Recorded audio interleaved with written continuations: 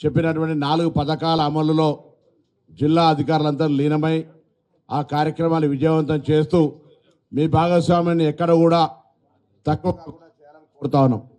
అదేవిధంగా ఈరోజు జరిగినటువంటి సంఘటన పార్టీలు మారనోడు జీవితకాలం ఒకటే పార్టీలు ఉన్నోడు మాట్లాడితే దానికి ఒక అర్థం ఉంటుండే.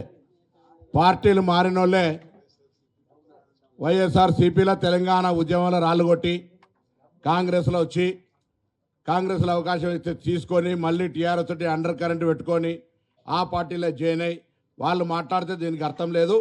నేను ఈ ఇన్సిడెంట్ మీద Telangana Rashtra Samithi TRS state leadership including KCR, KTR, Harish Rao ఎవరైనా రెస్పాండ్ కావాలి.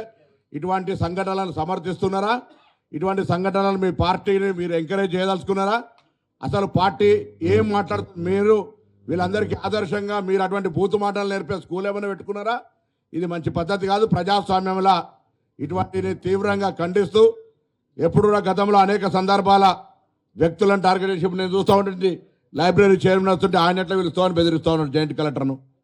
అరే డెమోక్రసీ గవర్నమెంట్లో ఉండబడేటువంటి వాళ్ళందరినీ పిలుస్తారు. మిమ్మల్ని కూడా పిలిచి ప్రభుత్వంలో ఏదైనా కార్యక్రమం విజయవంతం కావాలనడానికి సహకరించండి. మీరు గతంలో ఇన్ఛార్జీలుగా మీరు ప్రభుత్వంలో ఉన్నప్పుడు అక్కడ మీ పార్టీ శాసనసభ్యులు బయటకు గెలిస్తే ఏం రాజనీతి నడిచిందో తెలుసు కాబట్టి వ్యక్తుల గురించి ఎక్కువ అవసరం లేదు. ఇవాళ ఈ సంఘటన మీద తెలంగాణ రాష్ట్ర సమితి రాష్ట్ర నాయకత్వం రెస్పాండ్ కావాలని డిమాండ్ చేస్తా ఉన్నాం. ఇది మీ పార్టీ సంస్కృతి చెప్పమని కూడా సందర్భంగా కోరుతూ పెద్దలు పోయేది అవసరం ఉంది. తప్పకుండా ఈ కార్యక్రమాన్ని స్థానికంగా మళ్ళీ మనం అందరం సమీక్షించుకుందాం. జిల్లా కలెక్టర్ల వారీగా దయచేసి కార్యకర్తం ఈ యొక్క 4 పథకాలకు తెలంగాణ రాష్ట్రంలో కరీంనగర్ ఉమ్మడి జిల్లా నెంబర్ 1 అయిన విధంగా అందరూ శ్రమించాలని మీ అందరూ కూడా హృదయపూర్వకంగా కోరుకుంటూ నమస్కారం. ప్రపంచంలో ఏ మూల ఏ క్షణం ఏం జరుగుతుందో వేగంగా తెలుసుకోవడానికి తొలి వెలుగు వాట్సాప్ ఛానల్ని ఫాలో చేయండి.